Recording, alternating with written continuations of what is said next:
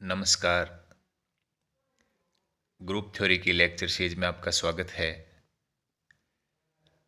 Group theory में हम cyclic group के बारे में पढ़ रहे थे। पिछले लेक्चर में हमने चर्चा की थी कि साइक्लिक ग्रुप और आबेलियन ग्रुप में आपस में क्या रिलेशन होता है। तो क्या सारे साइक्लिक ग्रुप आबेलियन होते हैं या आबेलियन ग्रुप साइक्लिक होते हैं, तो इनके बारे में हम देखते हैं। सबसे पहले एक बार हम रिकॉल कर लेते हैं कि साइक्लिक ग्रुप की डेफिनेशन। कोई ग्रुप जी साइक्लिक होगा यदि उसमें एक एलिमेंट ऐसा विद्यमान हो जिससे पूरे ग्रुप को जनरेट किया जा सके, या उस ग्रुप के सभी एलिमेंट्स को उस पर्टिकुलर एलिमेंट की पावर के रूप में रिप्रेजेंट किया जा सके। यहाँ पे जो और उस एलिमेंट को क्या बोलेंगे, जनरेटर बोलेंगे। तो जो साइक्लिक ग्रुप होता है उसमें एलिमेंट्स ए किसी एक पर्टिकुलर एलिमेंट से जनरेट होंगे और वो उस एलिमेंट की पावर के रूप में होंगे। ठीक है, तो वो जो ग्रुप है वो साइक्लिक होगा। और आबेलियन में हमने देखा था, आबेलियन की डेफिनेशन में, कि A B equal to B A, यानी जो प्रत्येक एलिमेंट हैं उनके आपस में कम्यूट करते हों। तो यहाँ हम क्या देखेंगे कि पहले हम काउंटर एग्जाम्पल देखते हैं। काउंटर एग्जाम्पल जो ऐसा एग्जाम्पल हो जो मान लो साइक्लिक हो, अबेलियन ना हो, या अबेलियन हो साइक्लिक ना हो, इस तरीके से, तो उसको हम डिस्कार्ड कर सकते हैं कि दोनों में ये रिलेशन नहीं होगा। और अगर मान लो कहीं काउंटर एग्जाम्पल नहीं मिल रहा है तो फिर उसको हम प्रूफ के द्वारा प्रूव करेंगे उसको, और फिर हम बताएंगे कि इसमें ये रिलेशन होता है। तो सबसे पहले हम एग्जाम्पल देखते हैं। हमने U10 जो सेट लिया है, U10 का मतलब 10 से छोटी और 10 के को प्राइम नंबर का सेट। तो 10 से छोटी और 10 के को प्राइम नंबर हमारे पास चार हैं, 1, 3, 7 और 9। तो इस सेट पे हम मल्टीप्लिकेशन मॉडुलो 10 ऑपरेशन अगर डिफाइन करते हैं तो ये इस ऑपरेशन के रिस्पेक्ट में एक ग्रुप होगा। और इस ग्रुप की हमने जो कैली टेबल भी तैयार कर रखी है। यहाँ हम अगर इस ग्रुप के सारे एलिमेंट के से जनरेट होने वाले साइक्लिक सब ग्रुप को देखते हैं तो हम पाते हैं कि एलिमेंट एक द्वारा जनरेट होने वाला जो साइक्लिक सब ग्रुप है वो ये है, जिसमें सिर्फ सिंगल आइडेंटिटी एलिमेंट होगा। दूसरा, हम अगर 3 से जनरेट होने वाले साइक्लिक सब ग्रुप की बात करें तो तीन को 3 से मल्टीप्लाई करवाएं, या यूं कहें कि 3 की पावर के रूप में। तो 3 की पावर 1 3 हो गया, 3 की पावर 2 यानी 3 का स्क्वायर 9 हो गया। ठीक है, फिर 3 की पावर 3 यानी 27। 27 का मतलब हो गया 10, क्योंकि मल्टीप्लिकेशन मॉडुलो 10 बाइनरी ऑपरेशन है, तो 10 से डिवाइड करेंगे जो रिमाइंडर बचेगा। तो 27 को 10 से डिवाइड करेंगे तो रिमाइंडर अपना बच गया 7। इसी तरीके से 3 की पावर 4 करें तो 81। 81 का मतलब रिमाइंडर क्या बचेगा, 1। तो इससे जो जनरेट होने वाला है वो साइक्लिक सब ग्रुप ये हो गया। दूसरा, इसी तरीके से हम 7 से देखेंगे तो 7 से जनरेट होने वाला साइक्लिक सब ग्रुप ये है, और 9 से जनरेट होने वाला ये है। तो यहाँ हमने देखा कि इसके जो दो एलिमेंट हैं 3 और 7, वो इस पूरे U10 को जनरेट कर रहे हैं। और यही अपनी डेफिनेशन है कि अगर किसी भी ग्रुप के या पूरे ग्रुप को किसी एक एलिमेंट से जनरेट किया जा सके, या यूं कहें कि उस ग्रुप के सभी एलिमेंट्स को उस पर्टिकुलर जो जनरेटर होगा उसकी पावर के रूप में लिखा जा सके, तो यहाँ हमारे पास इसके 2 जनरेटर मिल रहे हैं। इसका मतलब ये जो U10 है वो साइक्लिक है। और हम अगर कैली टेबल को देखें तो कैली टेबल है वो जो डायगोनल के रेस्पेक्ट में सिमेट्रिक है। तो अगर डायगोनल के रिस्पेक्ट में कोई कैली टेबल सिमेट्रिक होती है तो वो आबेलियन ग्रुप होता है। तो यहाँ U10 क्या होगा, आबेलियन भी होगा। तो ये साइक्लिक भी है और आबेलियन भी है।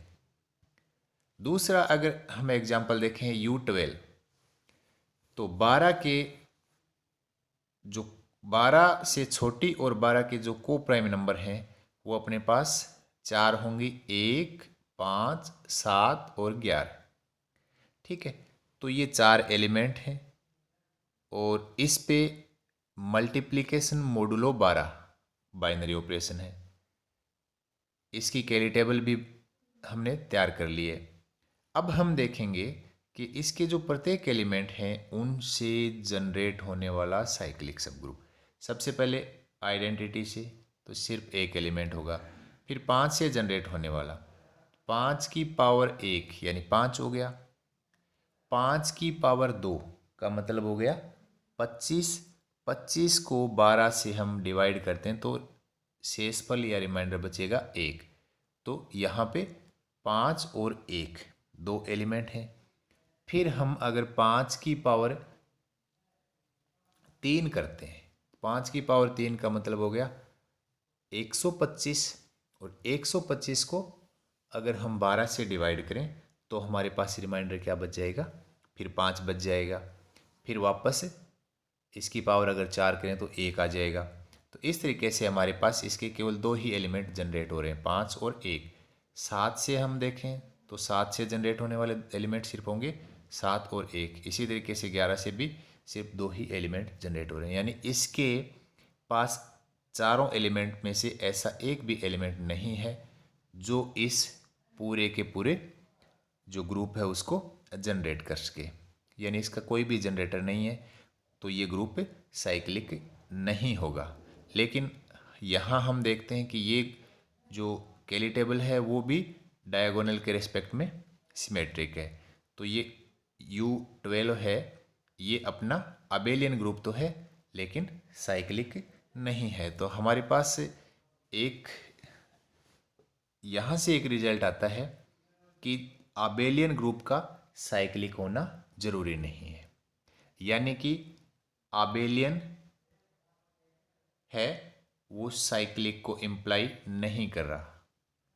लेकिन क्या साइक्लिक सारे जो साइक्लिक हैं वो आबेलियन ग्रुप होते हैं या साइक्लिक ग्रुप आबेलियन ग्रुप को इम्प्लाई करते हैं? तो हमारे पास ये क्वेश्चन मार्क है। तो यहाँ इसका हमें काउंटर एग्जाम्पल नहीं मिल रहा, इसको हम थ्योरम के माध्यम से प्रूव करेंगे। यानी एवरी साइक्लिक ग्रुप इज आबेलियन, प्रत्येक साइक्लिक ग्रुप आबेलियन ग्रुप होता है। काउंटर एग्जाम्पल से हमने देखा कि प्रत्येक आबेलियन ग्रुप साइक्लिक होना जरूरी नहीं है, लेकिन प्रत्येक साइक्लिक ग्रुप आबेलियन होगा। तो ये अपने पास रिजल्ट है या थ्योरम है, इसको हम प्रूव करते हैं। यानी हम साइक्लिक ग्रुप लेके चलेंगे और उसको आबेलियन प्रूव कर देंगे। तो प्रूफ में हमने मान लिया कि let G B S cyclic group. ठीक है, जी साइक्लिक ग्रुप हमने मान लिया। साइक्लिक ग्रुप है तो कम से कम इसका एक जनरेटर जरूर होगा।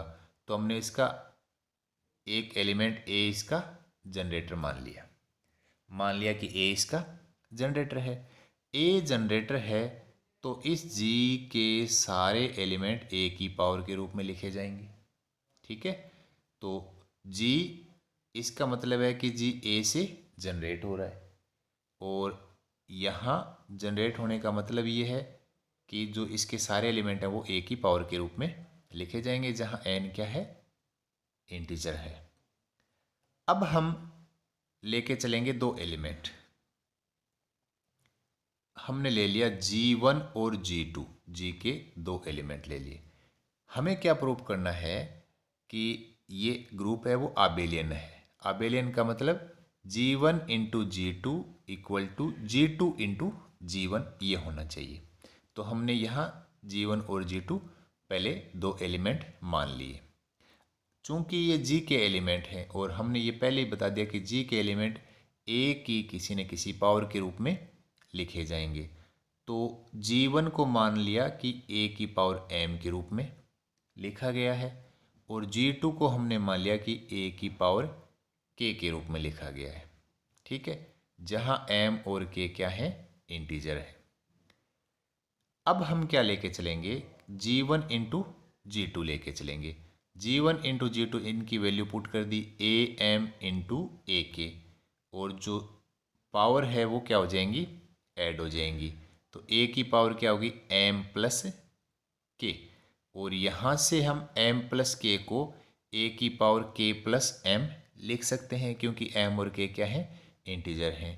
तो यहाँ हम इसकी जगह m प्लस के की जगह क्या लिख देंगे, k प्लस m, और फिर अगर इन पावर को अलग अलग मल्टीपल के रूप में लिखेंगे तो अपने पास आ जाएगा k पहले आ जाएगा a की पावर k इंटू ए की पावर m, और a की पावर k की वैल्यू थी G2, तो उसकी जगह G2 आ जाएगा, और a की पावर m की जगह क्या आ जाएगा, G1। तो G2 इंटू G1, यानी हम लेके चले थे G1 इंटू G2, उसके इक्वल आ गया G2 इंटू G1, और आबेलियन के लिए ये ही हमें कंडीशन है जिसको प्रूव करना होता है। तो G1 और G2 कोई दो आर्बिट्रेरी एलिमेंट थे। इसका मतलब जो अगर आर्बिट्रेरी एलिमेंट के लिए ये प्रॉपर्टी का पालन हो रहा है तो फिर सभी एलिमेंट के लिए इस प्रॉपर्टी का पालन होगा। तो इस प्रकार G अपना क्या हो जाएगा, आबेलियन ग्रुप। यानी हम क्या लेके चले थे, साइक्लिक, और हमने प्रूव कर दिया आबेलियन। यानी प्रत्येक साइक्लिक ग्रुप क्या होगा, आबेलियन ग्रुप। लेकिन प्रत्येक आबेलियन ग्रुप साइक्लिक होना जरूरी नहीं है। U12 के रूप में हमारे पास ऐसा काउंटर एग्जाम्पल है जो बताता है कि आबेलियन ग्रुप साइक्लिक होना जरूरी नहीं है। Thank you.